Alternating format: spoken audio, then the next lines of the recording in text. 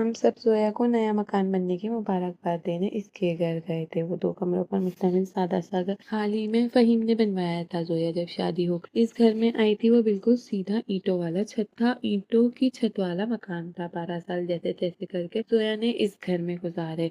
اب جب فہیم کے ہاتھ میں پیسہ آیا تو اس کو نئے سرے سے تعمیر کروایا گیا۔ میں نے جو بات نوٹ کی وہ حیرت انگیز تھی، کاشی مجھے نظر نہیں آ رہی تھی۔ وہ عجیب عجیب سی باتیں کر رہی تھی۔ سیما، میرے لیے دعا کرنا، میں زندہ نہیں رہوں گی۔ مجھے بڑا دھچکا لگا۔ زویا نے بات سن کر کہا، زویا تم ایسی باتیں کیوں کر رہی ہو؟ ایسی دعا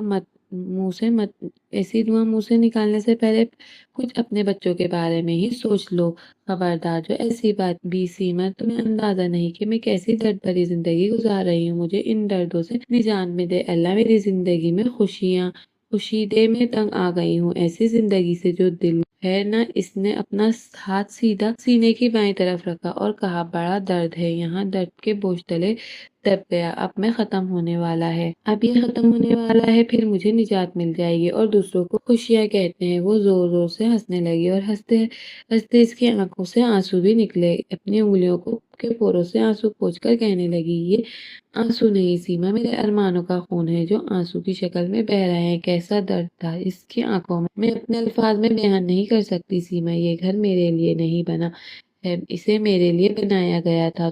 یہ تو بس وہ پھر خاموش ہو گئی۔ میری زندگی کے اب تھوڑے ہی دن باقی ہیں۔ سچ کہا تھا زویا نے کہ اس کی زندگی کے بس تھوڑے ہی دن باقی ہیں۔ وہ چند دنوں میں اتنی بیمار ہوئی کہ اسے اسپتال میں ایڈمٹ کیا گیا۔ اسے کینسر ہو گیا، مگر جب تک اس کے ٹیسٹ وغیرہ ہوئے بہت دیر ہو گئی تھی۔ بیماری اپنی آخری سٹیج پر تھی اور وہ چند ہفتوں میں ہی اپنے دکھوں سے نجات پا گئی۔ اپنے بچوں کو بلکتا چھوڑ کر وہ آخری سفر پر روانہ ہو گئی۔ پتہ نہیں کیسا دکھ تھا جو اس نے اپنے اندر رکھا ہوا تھا۔ زویا کی موت کا 21واں دن تھا۔ فاطمہ کی پھوپھی کی زبان یہی معلوم ہوا کہ فہیم شادی کرنا چاہتا ہے اور وہ بھی زوبی سے۔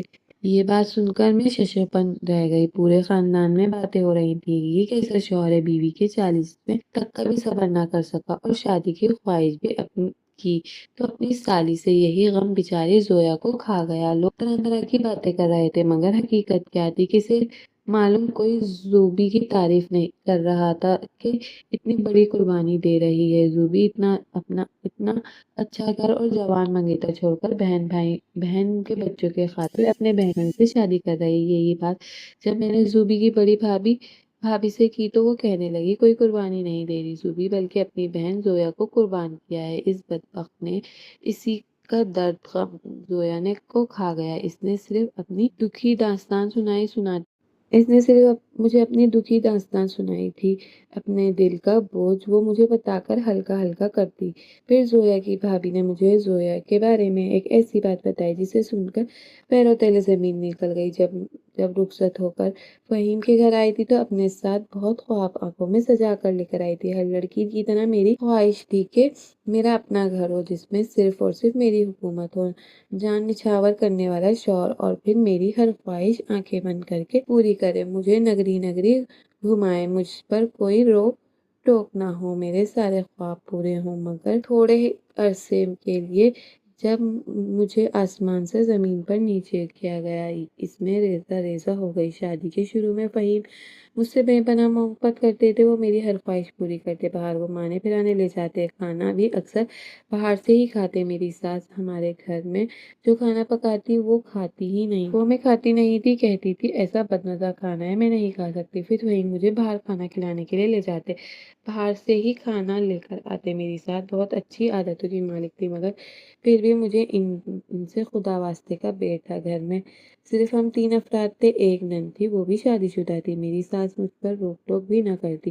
پھر بھی میں انہیں جج کرتی، ان کا وجود مجھے کھٹکتا۔ میری خواہش تھی کہ وہ یہاں سے چلی جائیں، اس گھر سے صرف میری حکمرانی ہو۔ میں نے انہیں اتنا تنگ کیا کہ فہیم کو ان کے بارے میں الٹی سیدھی پٹیاں پڑھائیں، وہ بھی اپنی ماں سے تنگ آ کر پھر آخرکار کامیاب ہو گئی۔ میری ساس مجھے بددعائیں دیتی ہوئی اپنی بیٹی کے گھر چلی گئی، ہمیشہ ہمیشہ کے لیے، اور وہیں سے میری بدبختی کا آغاز ہوا۔ میری ساس میری جنت تھی، جیسے میں نے اپنی کم عقلی کی وجہ سے کھو دیا اور اپنے گھر کو دوزخ بنا بنا لیا۔ بزرگ ہمارے سروں پر گھسٹنے کا سائے کی طرح ہوتے ہیں جو ہمیں تکلیف اور مصیبت سے بچاتے ہیں۔ میں امید ڈلیوری کے دن قریب تھے، فہیم نے مجھے میرے میں کے بھیج دیا۔ وہاں میری گود بھرائی کی رسم ہوئی، میری ساس بھی آئی۔ خراب رویے کے باوجود ڈھیروں دعائیں تھی، وہ دن بھی آ پہنچا جب میں نے ایک پیاری سی بیٹی کو جنم دیا۔ ہم سب بہت خوش تھے، میری ساس بھی پوتی کو دیکھنے آئی۔ میں کچھ دن میکے میں رہی، پھر فہیم کے کہنے پر اپنے گھر آ گئی۔ میری امی نے میری بہن زویا کو میرے ساتھ بھیج دیا کیونکہ چھوٹی بچی کے ساتھ کام کاج مشکل ہوتی ہے۔ زوبی میرا بھی خیال رکھتی، میری بیٹی شمیزہ کے کپڑے وغیرہ دھوتی، گھر کے چھوٹے بڑے کام بھی کرتی۔ معلوم ہی نہیں تھا کہ میں اپنے پیروں پر خود کلہاڑی ماری۔ زوبی 16 سال کی تھی۔ یہ عمر نوخیز کلی سے گلاب بننے کی عمر ہوتی ہے۔ اس عمر میں عام سی لڑکی بھی بہار کی طرح لگتی ہے۔ زوبی تو پھر بھی حسین تھی۔ زوبی کو دلہن بننے سنورنے کا بہت شوق تھا۔ وہ اکثر میرے جہیز کے کپڑے پہنتی اور بن سنور کر آئینے کے سامنے کھڑی رہتی اور خود دیکھتی رہتی، میرے پراندے والے بالوں میں ڈالتی، اور میں اسے منع نہیں کرتی کہ وہ برا مان جائے گی، بچی ہے، اپنے شوق پورے کر رہی ہے۔ میری سوچ بس یہی تھی کہ مجھے کیا پتا وہ کیا گل کھلا رہی ہے۔ میری موجودگی میں وہ فہیم سے ہنس ہنس کر مذاق کرتی، اس سے باتیں کرتی، مگر پتہ نہیں کب شیطان نے ان دونوں کو اپنے شکنجے میں جکڑ لیا اور دونوں اس شیطانی کھیل میں مصروف ہو گئے۔ مجھے پتہ ہی نہیں چلا۔ پھر جب میری امی اسے لینے آئی تو وہ اداس تھی اور امی کے ساتھ چلی گئی۔ پھر بھی وہ ہفتے میں 1 دن یا 2 دن کے لیے آ جایا کرتی، اور میں پھر سے امید سے ہوئی تو فہیم نے مجھے زوبی کو بلانے کے لیے کہا، اور وہ یہاں ہوگی تو تمہارا خیال رکھے گی، اور شمیزہ کا بھی، تم پریگنیٹ ہو، گھر کے کام وغیرہ کر کے تھک جاتی ہو،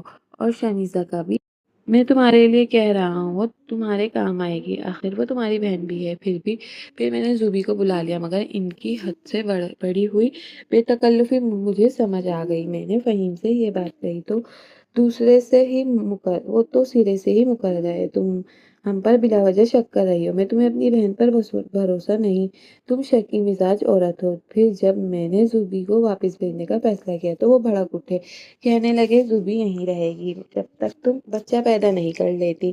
میں نے کہا میں اپنے کام کاج خود ہی کر لوں گی، مجھے کسی کی مدد کی ضرورت نہیں۔ دوسرے ہی دن میں نے اپنے بھائی کو بلا کر زوبی کو واپس بھیج دیا۔ وہ جانے پر رضامند نہ تھی اور پھر افسردہ ہو کر گئی۔ اس کے جاتے ہی فہیم کا رویہ میرے ساتھ بہت خراب ہو گیا۔ 1 ہفتہ زوبی کے بغیر اس نے جیسے تیسے گزارا، پھر اس نے مجھے زبردستی زوبی کو فون کر کے بلانے کا کہا۔ میں نے انکار کیا تو وہ مجھے مارنے لگا۔ میری حالت اس کی مار برداشت کرنے کے قابل نہ تھی، اس لیے نہایت مجبوری میں نے زوبی کو بلا لیا، اور وہ یہاں آ کر بہت خوش تھی، اور فہیم اس کے آنے پر بہت خوش تھا۔ ناخوش اگر کوئی تھی تو وہ صرف میں تھی۔